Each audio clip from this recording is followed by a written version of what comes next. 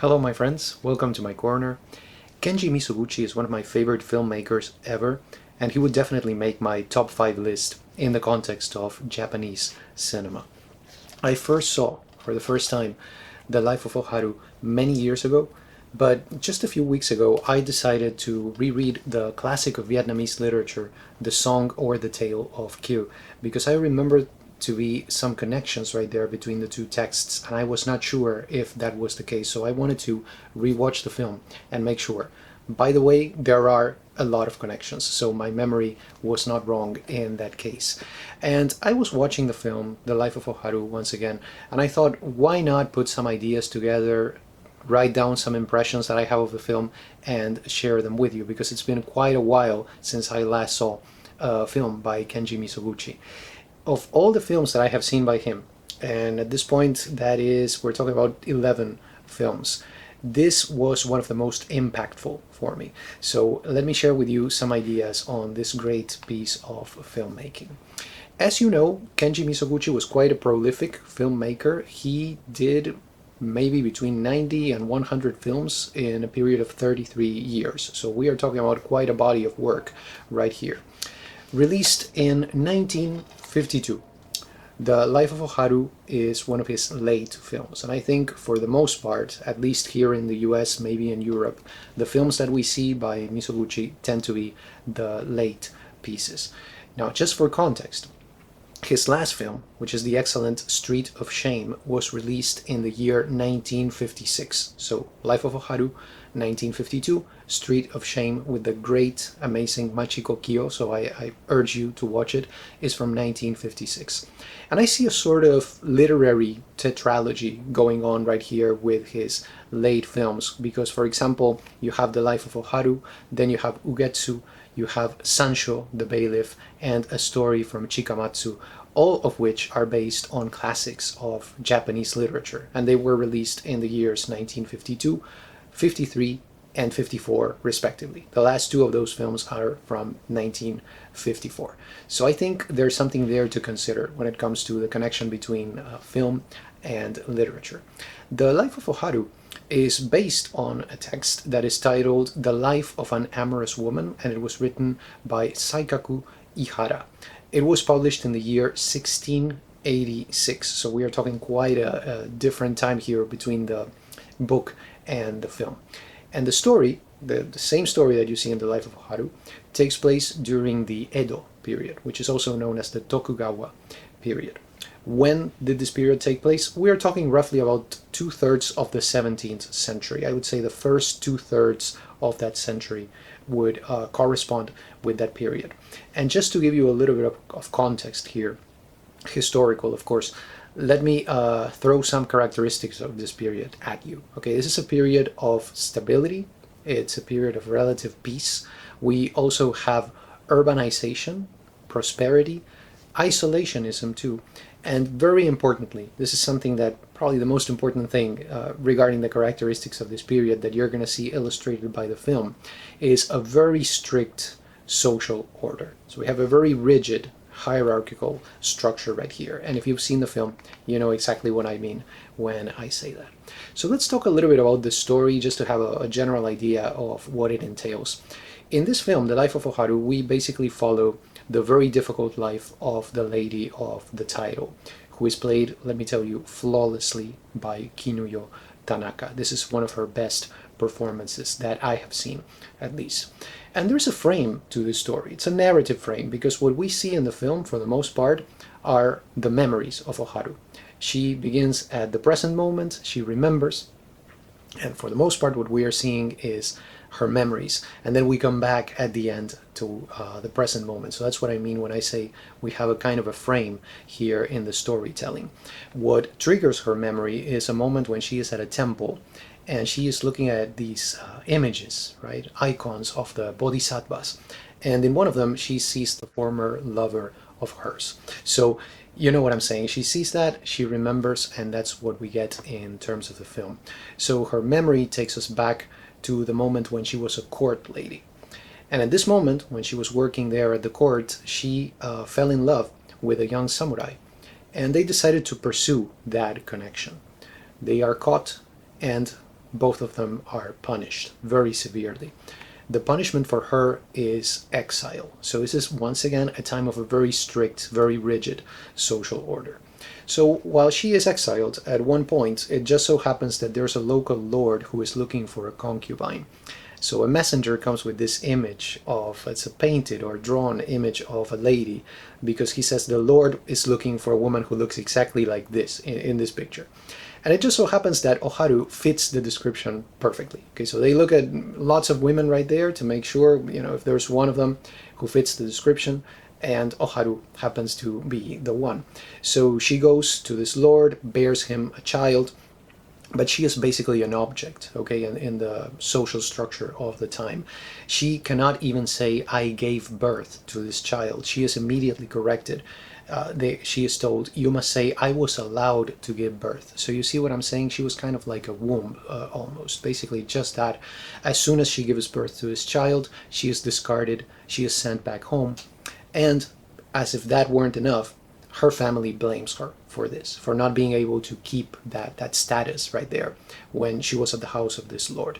So imagine that. You're treated as a womb, as an object, and then you are, on top of that, blamed by the family.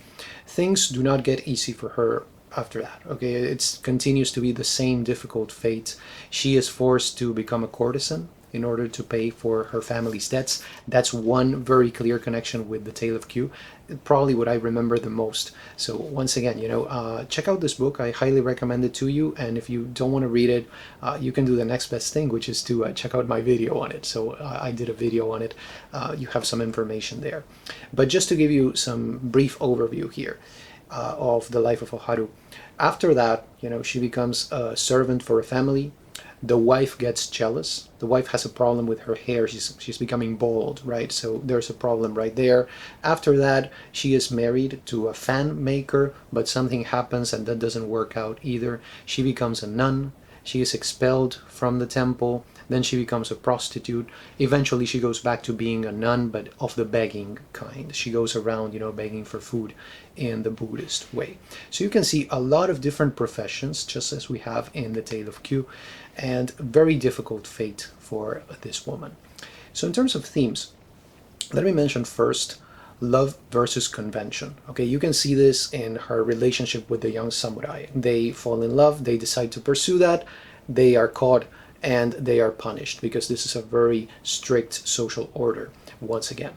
Another theme, very important, is materialism. When Oharu is chosen to go to the Lord's house, her family is actually very happy, because they say she is going to be taken care of. In this case, taken care of means, of course, money, but also rank, right? The idea that she's going to be the wife of a very important local lord. Look out for another moment. There's a scene in which a man comes in at an inn, and he has plenty of money, and everybody treats him like he is some kind of a demigod or something. Well, it just so turns out that he is a counterfeiter. So compare how they treat him when they think that he is wealthy versus how he is treated when they realize that the money is fake, right? So that's a very important thing. And also with this whole idea of materialism, look out for moments where there are references to money, references to buying and selling, paying, transactions. Okay, I would say the title of this movie could even have been Money, like the Robert Bresson movie D'Argent. You can see the money going from hand to hand. So look out for that in this film, because that's a very important theme right there. Then I would say, obviously, maybe the main theme right here is the plight of women in a male-dominated society. There's a great, you can see it here, box set by Eclipse or Criterion that puts together 4 of Mizoguchi's films titled Fallen Women. This is the title that is given to these films because it's the main theme that they have. And in the Life of Oharu, you see that perfectly. And very closely related to that, I would say also the strength and the perseverance of women, because these are women who are perceived to be fallen by society in the aisles of the male society, but they are also very strong characters, and they are characters who continue no matter what. They are persevering. And the last theme that I wanted to add, that I think doesn't get mentioned many times when it comes to this film, is the theme of aging. Okay, aging. There's a moment that you're going to see where this is when Oharu is a prostitute at that time in her life, towards the end of the film, and an old man calls her and he says to her, come with me, follow me. So of course, she is expecting something, but what happens is something entirely different.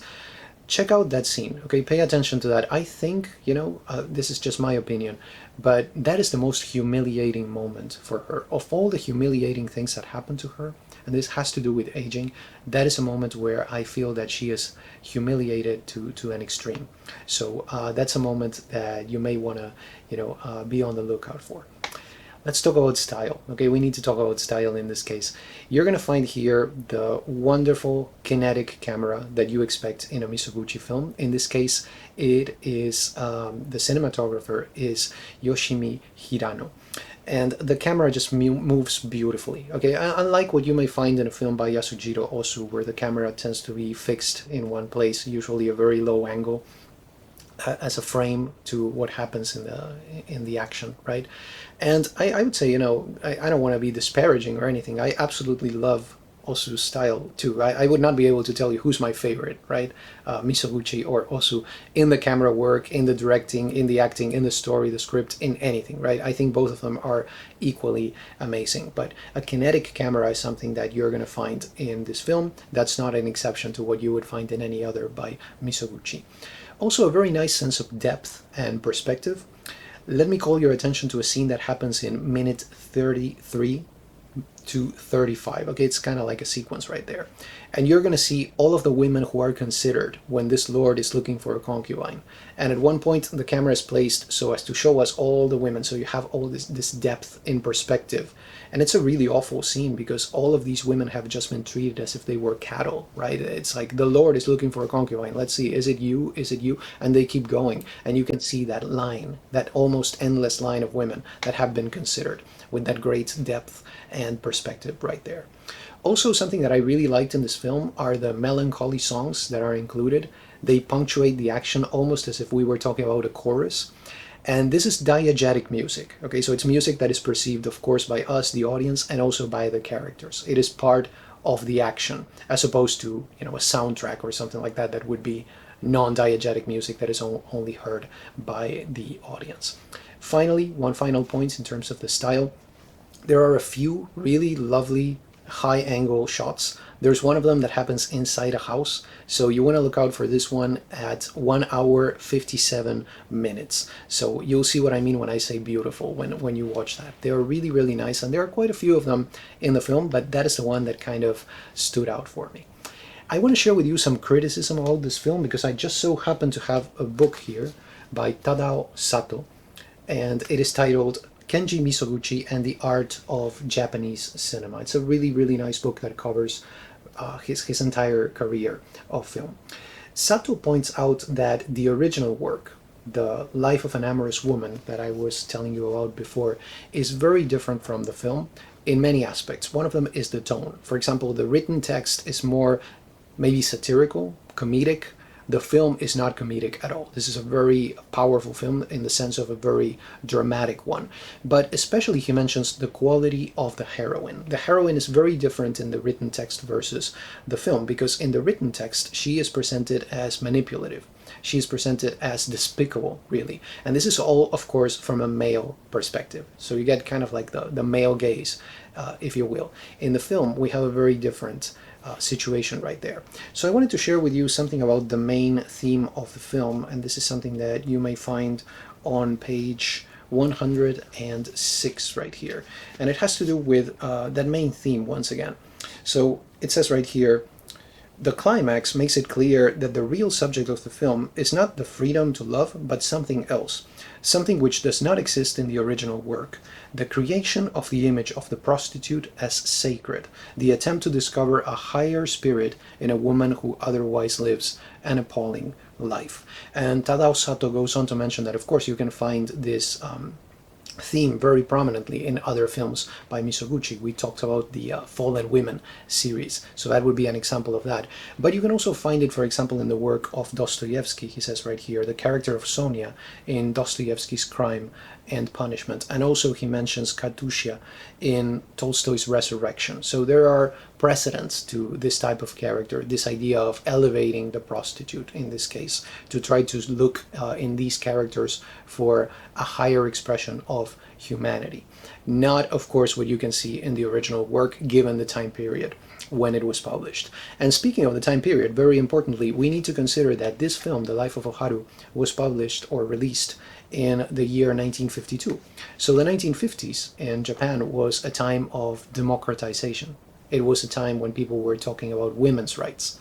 So as usual, or as tends to be the case at least, the historical element in this film is almost like a red herring, in a way, okay? So most of the time, when you have a historical novel, a historical story, that historical setting, that historical story tells you as much about the present time as it does about the historical period that it is trying to recreate, if not more. So this is not an exception to that. So regarding this issue right here, let me share with you this idea that Tadao Sato has. It says, changing her character to conform to the audience's moral values was what made The Life of Oharu a masterpiece. While basing himself on Saikaku's female protagonist, Mizoguchi depicted a totally different woman, an ideal, sacred woman, a woman who would take on herself all the sins of men, their meanness, weakness, and ugliness, a woman who, through her misery, would make men ashamed of themselves, a saint of a woman. This is why, if you read the original after seeing the film, the novel seems to be a parody written 266 years before the film was made. So I thought that was interesting, additional commentary, criticism that I hope will add to your experience of the film. And speaking of experience of the film, let me share with you my impressions on this one. I'm going to tell you there is not a single thing that I did not like about The Life of Oharu. I'm being completely honest right here. This is a great story. It is easy to follow too, not very complex in the terms of the plot, right? It has great acting, great cinematography, wonderful script, great pacing, and even, I would say, an amazing ending that I'm not going to spoil at all for you. All that I'm going to say about it is that I think it's amazing. So I'll let you check that out for yourself. This is a highly emotional and affecting film. I think we cannot help but feel for Oharu, as we can feel, for example, for Kiều in the story of Kiều. This is a character that you cannot help feeling, okay, I just desperately want for things to go better, for things to improve, for her circumstances to improve for her. But at the same time, while you're watching the film, you know that that would be unrealistic to have that kind of expectation. So I think, above all, The Life of Oharu is just a testimony to the strength and to the resilience of women. And at the same time, it is an indictment of a hypocritical society. So you get both of those things right there through the same character. So the bottom line for me is that, if you're a Mizoguchi fan, I think you're going to love this film, if you haven't seen it already. I don't think there's anybody who's a fan of Mizoguchi who says, oh no, I love Mizoguchi, but I hate The Life of Oharu. That would not make a lot of sense. But if you have not seen anything by Mizoguchi, I envy you, by the way, as I always say, but I don't really see why you should not start with this one. I absolutely recommend it to you, but what I'm going to say is make sure that you also watch some of the others. For example, Ugetsu, which I have right here, or I would say Sancho, the bailiff, just so that you can have a more ample perspective on Mizoguchi, a more panoramic view of his work. But The Life of Oharu, as Tadao Sato says, is really probably the highest expression of that idea that is conveyed in the Fallen Women series of his films. And I think that is one of the reasons why this is such a beloved film within the Mizoguchi corpus. I don't want to commit and tell you that The Life of Oharu is my favorite film by Kenji Mizoguchi, at least not before I watch again the other classics. So let me do that first, and then maybe we can come back to this and I will tell you. But I'm going to give it 5 stars. Okay, I'm going to give it 5 stars, but just so you know, I would probably do the same thing with Ugetsu, with Sancho the Bailiff, and probably with A Story from Chikamatsu, which I enjoyed very much. There's not a single film by Mizoguchi that I have not loved so far. Of all those that I have seen, those 11 films I have seen, I can tell you I love every single one of them. So I don't know how, what's the word I'm looking for, how objective that is, but that's how I feel, and that's what I want to share. Do you have any questions, comments, recommendations, recipes? just let me know. I'm always happy to read them. Those are my 2 cents on The Life of Oharu by Kenji Mizoguchi, an amazing Japanese film that you cannot afford to miss. I hope you enjoyed this video. Thank you so much for stopping by, and have a wonderful day.